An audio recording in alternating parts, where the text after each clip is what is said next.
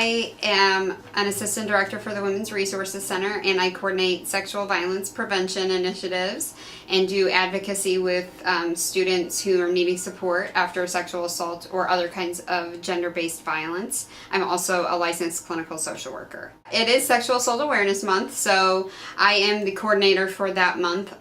So any events that are going on, I've kind of like helped in some way with, and we have something going on almost every day. We have different workshops about various topics related to sexual assault. We have rallies and speak outs where survivors can tell their stories. Today we have an event, Walk a Mile, where people are kind of learning about what sexual assault is and trying to kind of walk a mile in the shoes of a survivor. So that'll be happening.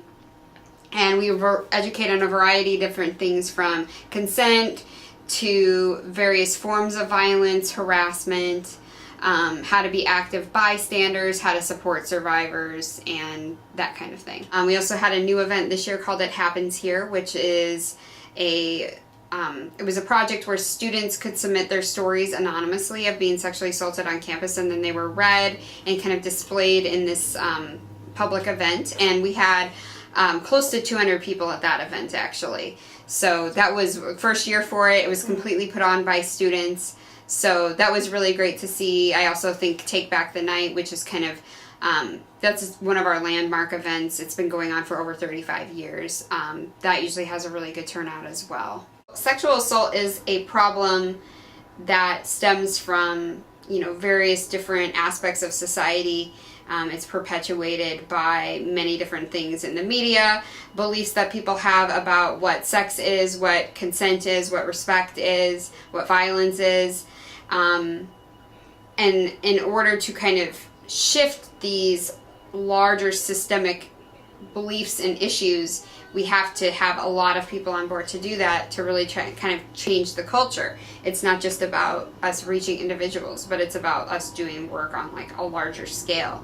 So getting lots of students involved to go out there and teach their peers, I think it makes such an impact, because hearing this message from other students helps students like relate to it more and realize, like, if these students care about this, maybe I should also care about it. So it's absolutely crucial. I also think the students bring a lot of energy, watching their kind of thought process and how they grow and change throughout the semester, and move from being simply just learning to be aware to being activists and advocates around the issue is just, it's the reason why I love my job so much, because I know that it's not just me or a few adults who are working on this, but like we have all these students who want to change things too. And I think that's going to make a difference going forward in the future. I first got involved with anti-sexual assault stuff and anti-sexual violence in general my sophomore year, my first semester sophomore year. I took the class to become a FICARE facilitator, just kind of on a whim. I took the class and didn't expect to care about it a whole lot and ended up actually caring about it a lot. And I applied to become a FICARE facilitator at the end of that semester, and then got the job and started facilitating FICARE workshops my spring semester, my sophomore year. And from there, I've been facilitating for 3 semesters now, and right now I'm a teaching assistant for the class that you have to take to become a FICARE facilitator that I took. And I do general other stuff too. I'm a counseling center paraprofessional here on campus, and I specialize in doing sexual assault and domestic violence education, talking to students about trauma and the resources that are available to them, as well as like how we can prevent it. The first event that I did this month was at a sorority. I don't remember which one actually, because I do a lot of outreach at sororities, and that's through the counseling center.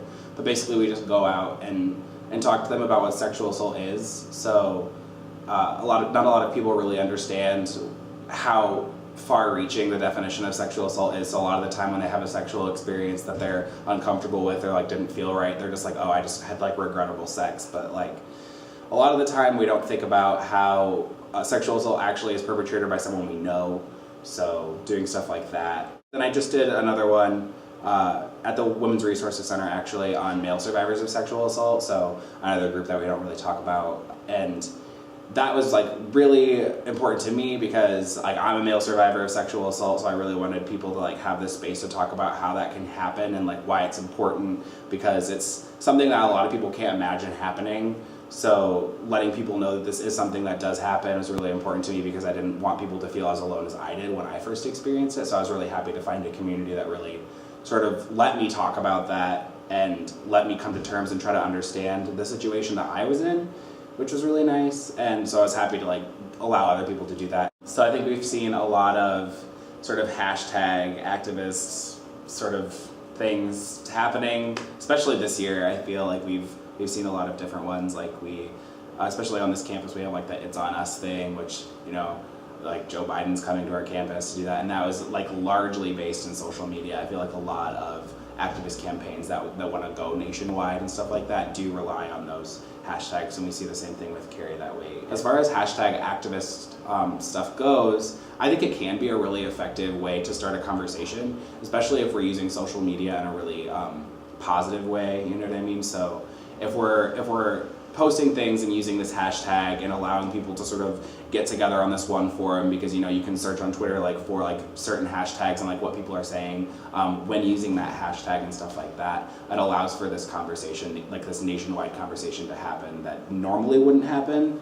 But I also feel that a lot of young people especially, and you know, not just young people either, will sort of take the hashtag and use the hashtag and be like, okay, I'm done for the day, like that's all the activism I need to do.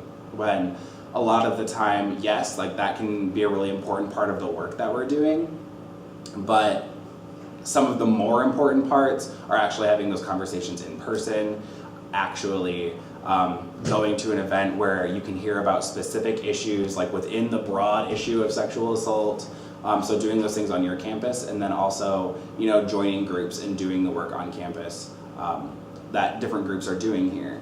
So I feel like stopping at the digital sort of activism can be really hindering to a cause, because at that point it's just like, okay, this just exists online and I can like log off and totally forget about it. But I think actually engaging in stuff in person can be really important to doing activism, stuff like that. It's more like the power in numbers. People are more overwhelmed by an actual mass of like human people like in a space than they are like than a whole bunch of people being online. I think it really allows for news to spread faster, and also it really allows for this like importance to be really highlighted.